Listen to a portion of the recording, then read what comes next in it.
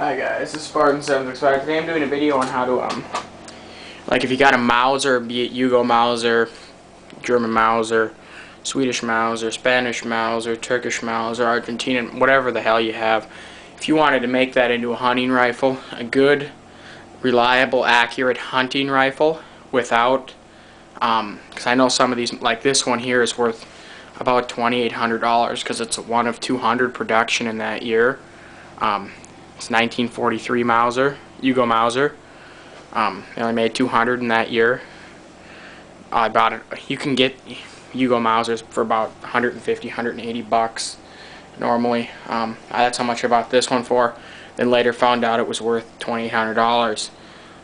Naturally, being that it's worth that much, I don't want to like mount a scope on it or anything, or put some freaking weird peep sight thing in the sight. This is good ways to modify your Mauser. I mean, really to accurize your Mauser without being evasive on the gun or changing the features. The first major thing to be done is a trigger job.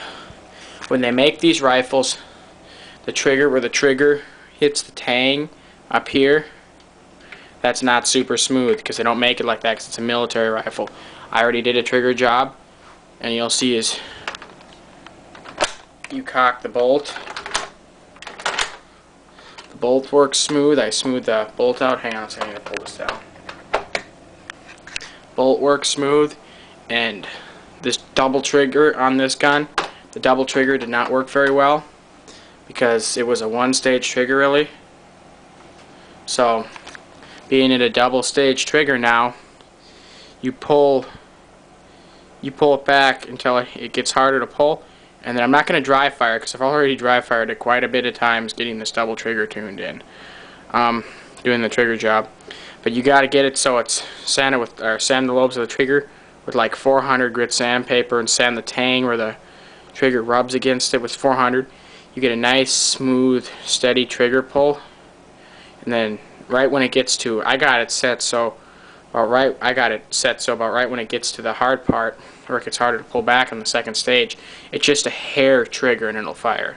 I got it enough so I had to grind off a little more, because right when I got it to where I thought I wanted it, this is like a bump test you can do.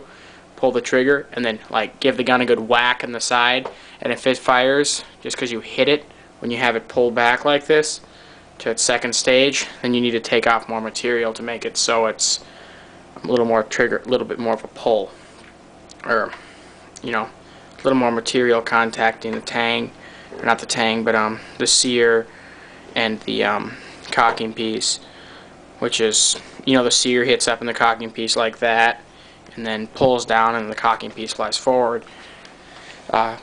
Basically, you don't want much there. You don't want it to be up too high when it's on your second stage, because you want it to be a hair trigger, but you don't want there to be less touching so that you can just tap it hard and it'll fire. That's one way to accurize your Mauser. I did that with mine. Before I did this, I shot a porcupine at 250 meters in a tree, so that's pretty damn good just for not modifying it at all. Now I hope to improve my groupings from about 4 to 5 inches at 200 meters to close to 1 to 2 inch groupings at 200 meters.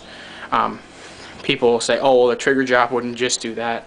No, there's other things that have been done. But a trigger job is a crucial part, because if you have it, if your trigger doesn't work the double stage, very easy to repair. You watch my trigger job video, it tells you how. But that's do at your own risk thing. Don't modify a gun, or modify a gun at your own risk. I'm not liable if you do something wrong and end up hurting yourself or someone else. Double stage trigger, you know exactly when the gun's going to go off, which makes you get more accurate because you don't flinch or anything, or people say they don't flinch. Everyone flinches when they think the gun's going to go off. If you've ever pulled the trigger, if you've ever seen someone pull the trigger on a shotgun shooting trap and they think the safety's off, you know how they'll kind of move forward or jitter or whatever the hell they do. Another modification is clean out. I took the rear sight off, cleaned out really good inside these holes here. cleaned out really good inside these holes here. So when the rear sight, because the rear sight will move right to left, but the spring here pushes it up so it stays steady. You want those cleaned out and lubricated pretty good, so your sight, if it gets bumped, see, the Mauser sight will move. I don't know if you can see that, it's just like a millimeter or two, right or left. But that will recenter itself automatically.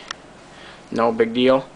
Another thing I did that's a very important thing you can do is if your stock's obviously warped or your handguard's cracked or warped, you don't want to do this, but I happen to have a perfect stock on this. So I had some rubbing, some barrel rubbing about right in here all the way up to here. One thing I did is I didn't shim it out at all, because you know, Mausers aren't exactly the best rifles to shim. So this whole barrel is free floating inside here all the way up to here where this metal piece is. That's normal. That's actually a good thing, because towards the end of the stock, a little upward pressure in the barrel actually can help improve your accuracy, but you do not want random pressure points inside the stock, because that will decrease your accuracy because it screws up the barrel harmonics. This is 100% free floating all the way up to this metal piece here. Inside the handguard, it's free floating too. Nothing touches the handguard. So I mean, this is a good way to accurize a rifle for hunting if you ever wanted to take it hunting. They are very fun to hunt with. I mean, if you're one of those people who just likes to go out and kill the deer and gets excited about it that much just by getting the deer, well, then you probably wouldn't want to do this. But if you're like me, I like a little challenge, like using an iron sight rifle. It's a pretty fun thing to do, you know. I bring my Remington 700 with too, you know, in case I don't get one till the last day. But Mausers, I'm taking probably taking my SKS hunting this year for a secondary, just for some fun. I got that all ready, TAPCO 5 rounds, stock, everything like that. Mausers, I'm probably not going to take this one hunting for another year or two, because I'm not going to bring 5 guns with hunting. That's just stupid. I'm going to bring 2. I might not bring my SKS. I might decide on the most Nagant 9130, because I'm going to get a PU scope and mount for that. And what was the other thing I was going to? Yeah, just a PU scope and mount. And I'm going to have someone custom make my bolt a bent Most Nagant sniper style bolt with using the actual bolt, because I don't want the you know, you don't want to switch out bolt parts. That's not, you know, you'll lose your headspace. Well, you won't lose the headspace unless you switch out the bolt head, but I just don't like switching bolt parts out between guns. The Most Nagant 9130 bolt, I'm just going to have the guy custom, I think he's going to cut it off and then make the bent, make it long and bent down like a Most Nagant sniper bolt is. I don't really feel like spending, you know, $1,000 on a Most Nagant PU, so I'm going to get a reproduction PU scope made in the same exact factory as the real ones, as the authentic ones were in World War II in St. Petersburg. Costs $215, but you know, it's worth it. They're reliable, durable. I'm going to have a gunsmith professionally mount it, because I don't have a drill press, and I'm not going to do that with a hand drill. And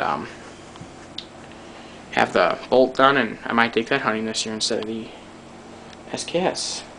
But military surplus rifles are always fun to hunt with, and fun to, you know, accurize and customize, everything like that. Got any questions, comments? Send me a message, or subscribe out.